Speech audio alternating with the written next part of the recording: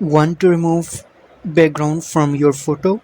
Yeah, then I got you. Using this website, you can remove your background just in one click. No Photoshop needed, no editing. Just one click and it will remove your background automatically. Okay, now go to your Chrome browser and search background remover. And after that, just click on the first website which is showing this one, remove.bg background. So click on that, and after that just click on upload image button.